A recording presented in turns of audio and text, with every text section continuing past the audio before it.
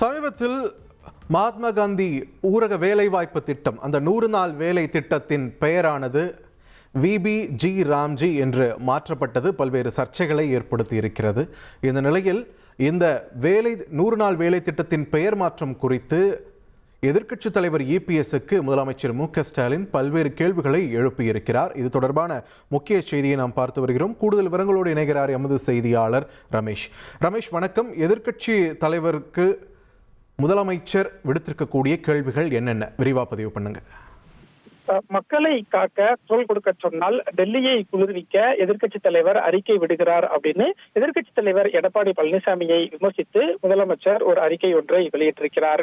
அதாவது இந்த 100 நாள் வேலை திட்டம் மகாத்மா காந்தி பெயரை மாற்றியதில் அதிமுகவின் நிலைப்பாடு என்ன அப்படின்னு நேற்றைக்கு முதலமைச்சர் மு.க.ஸ்டாலின் ஒரு கேள்வியை எழுப்பியிருந்தார். இந்த சூழல்ல இப்போது முதலமைச்சர் வெளியிட்டிருக்கக்கூடிய சமூக வலைதள பதிவுல நாம் தட்டி எழுப்பிய பிறகுதான் அதிமுக பொதுச் செயலாளர் எடப்பாடி பழனிசாமி 100 நாள் திட்டத்தில் மகாத்மா காந்தி பெயரை மாற்றியதை கைவிட வேண்டும் அப்படின்னு பட்டும் படாமல் தொட்டும் தொடாமல் தனது ஸ்டைல்ல அழுத்தம் கொடுத்திருக்கிறார் அப்படின்னு எதிர்க்கட்சி தலைவரை முதலமைச்சர் விமர்சிச்சிருக்கிறார். அதே மாதிரி இந்த 100 நாள் வேலை திட்டம் 125 நாளாக உயரப்போவதாக ஒரு பொய்யையும் எதிர்க்கட்சி தலைவர் சொல்லியிருக்கிறார் அப்படின்னு அந்த அறிக்கையில முதலமைச்சர் சொல்லியிருக்கிறார்.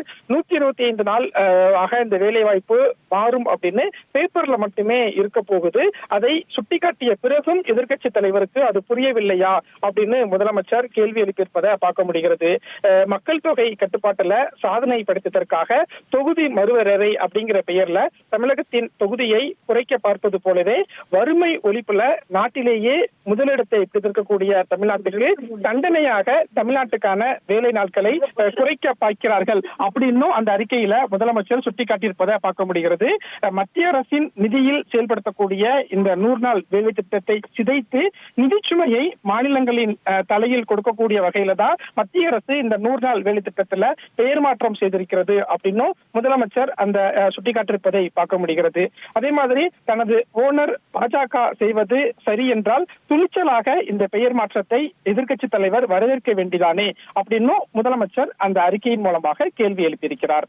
1,25,00,000 மனங்களை வென்ற தந்தி டிவி யூடியூப் சேனல், தவிர்க்க முடியாத தம்ப்நெயில்ஸ், கலக்கலான கான்டென்ட்ஸ். நீங்களும் இந்த குடும்பத்தில் இணைய இப்பவே சப்ஸ்கிரைப் பண்ணுங்க. அசுரபலம் கொண்ட எங்கள் டிஜிட்டல் கரங்களில் உங்கள் விளம்பரங்களை சேர்க்க வாட்ஸ்அப் பண்ணுங்க. 8939888378.